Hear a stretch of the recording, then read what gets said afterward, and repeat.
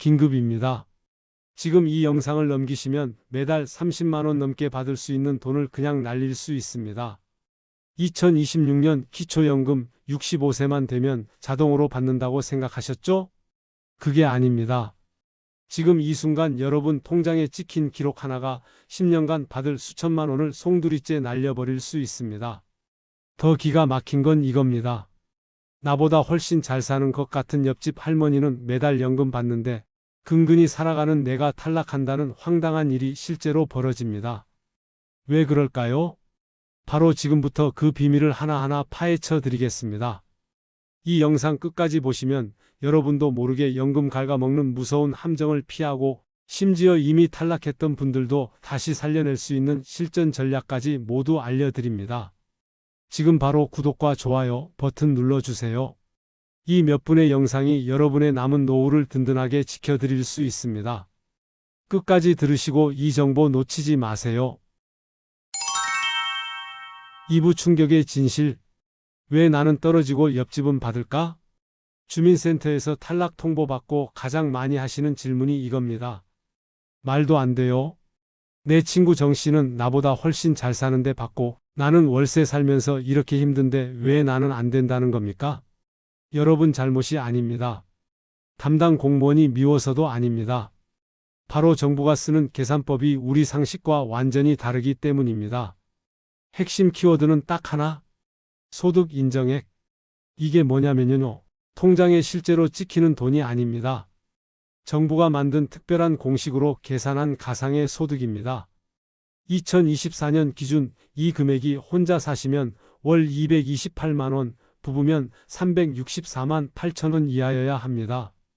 그럼 나는 월 100만 원도 못 버는데 당연히 되겠네? 바로 이 생각이 함정입니다. 두 가지 실제 사례 보시면 깜짝 놀라실 겁니다. 사례 1번 합격한 경비 아저씨. 아파트 경비로 매달 300만 원 받으시는 분 계십니다. 기준 228만 원보다 훨씬 많으니까 당연히 탈락이죠? 아닙니다. 이분은 합격입니다. 왜냐고요? 일해서 번 돈은 정부가 엄청나게 깎아줍니다. 계산 과정 보시죠. 월 300만 원에서 일단 112만 원 무조건 빼줍니다. 남은 188만 원에서 또 30%를 빼줍니다. 최종적으로 정부 컴퓨터에는 이분 소득이 131만 원 정도로만 찍힙니다. 그래서 통과. 사례 2번 탈락한 할머니. 이번엔 정반대 경우입니다. 현재 소득 완전히 제로. 하지만 평생 모은 예금 2억 원이 통장에 있습니다. 나는 한 푼도 안 버니까 당연히 되겠지? 틀렸습니다. 이분은 탈락입니다. 정부는 이렇게 생각합니다. 2억이 있으면 이자를 받겠네?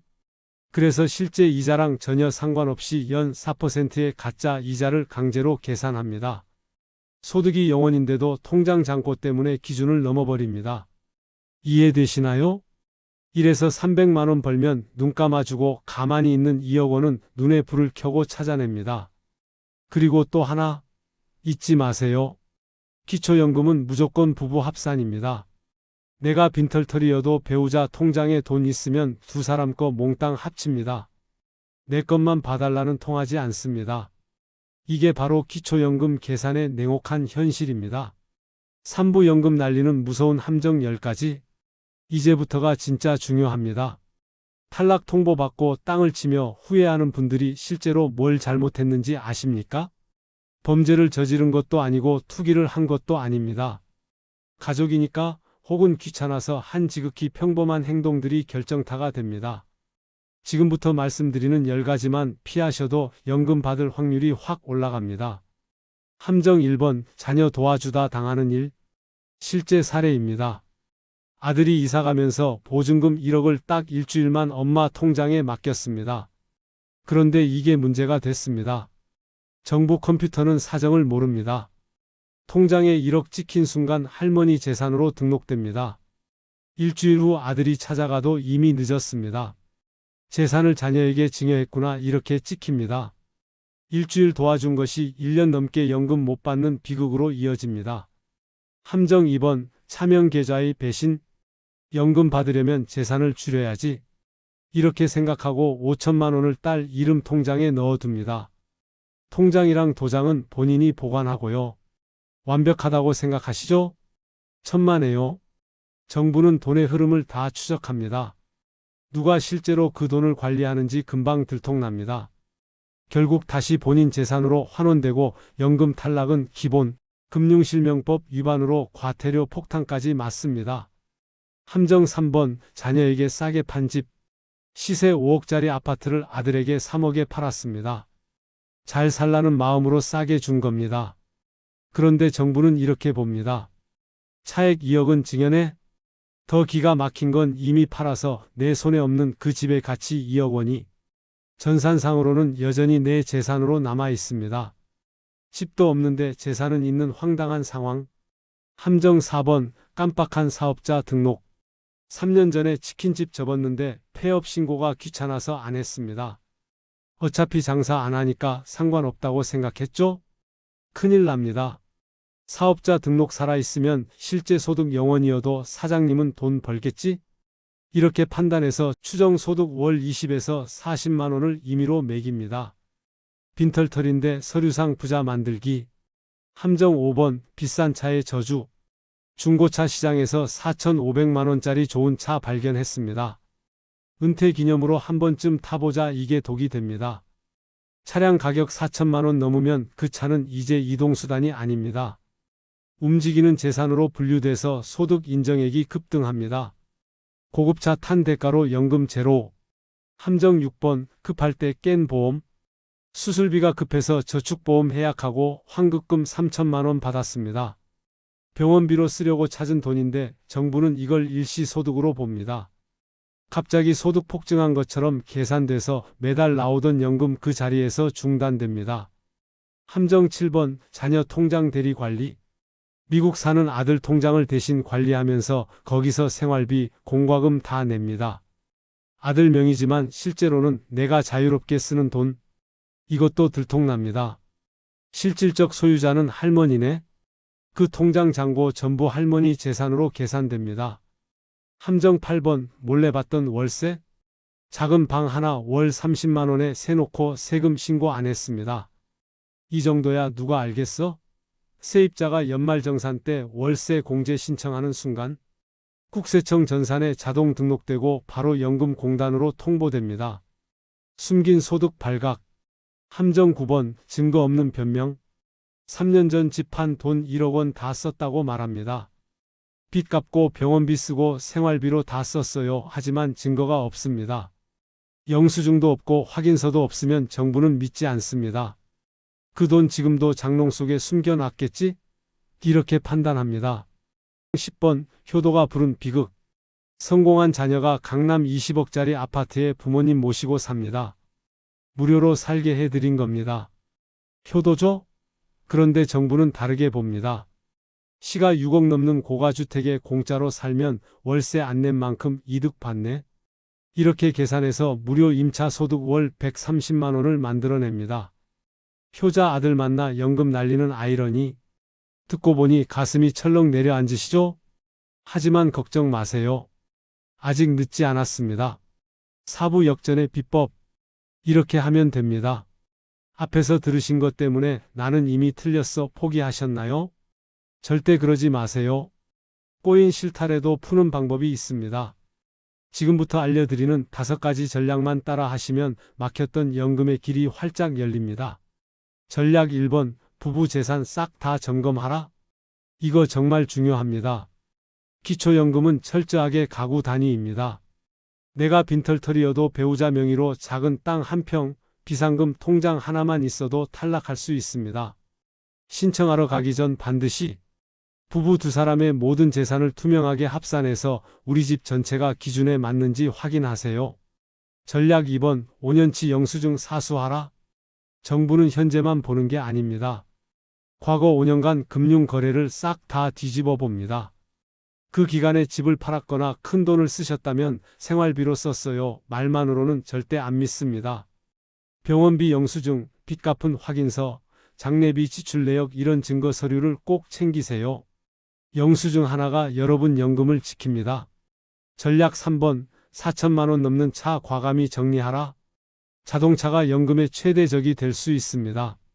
차 시세가 4천만 원 넘으면 연금은 사실상 물 건너갑니다. 선택하셔야 합니다. 고급차 대 기초연금. 연금이 더 급하시면 차를 처분하거나 자녀에게 명의 이전. 이게 가장 확실한 해결책입니다. 전략 4번. 안 쓰는 사업자 당장 폐업하라.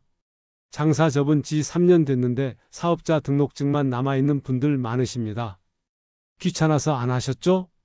그 서류 하나가 추정소득 월 20에서 40만 원을 만들어냅니다.